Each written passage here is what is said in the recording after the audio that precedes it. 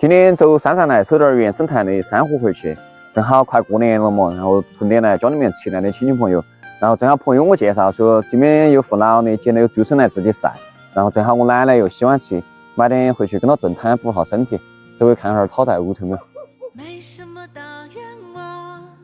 现在我们就说这一副，看到烟子冒起的，应该在整饭吃哦。有人在屋头没得哦？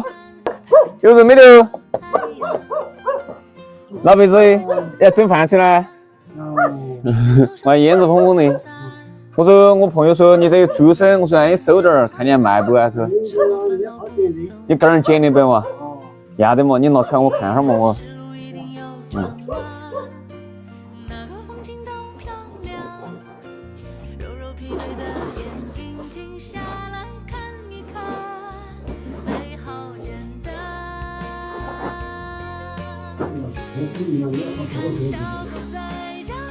要安逸得很嘛，你晒得干的，你自个儿捡来晒的哦。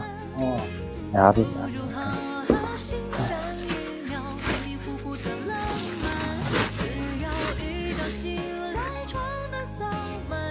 香得很香，还超多有些。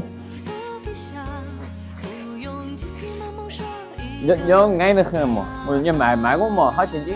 多少钱嘛？称儿这好斤嘛？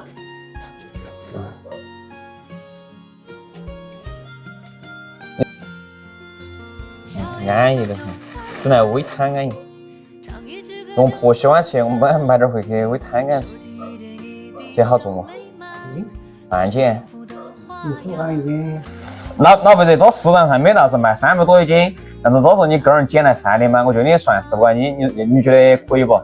可以，我就你收了。要得，我拿可车子我拿钱给你。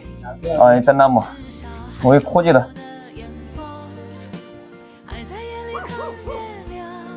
老辈子，你看这出货，这半斤就200块钱，这干点竹笋钱相当于感谢了我就。送点我蒸笼用的吃，我过年那个特产。没有。哎，外边我看到挖的东升哦，是你给挖的哦？也是挖来卖的不得嘛？卖的挖来。录了。你卖点我嘛？你挖了好久挖到那么点了？挖一天挖到那么点？那都我捡称斤嘛都。东升名气高比这山上的山的安逸。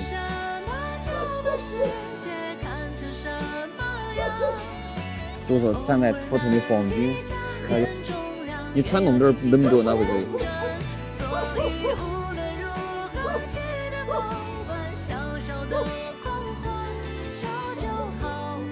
走了，感谢你了，我走了。没有。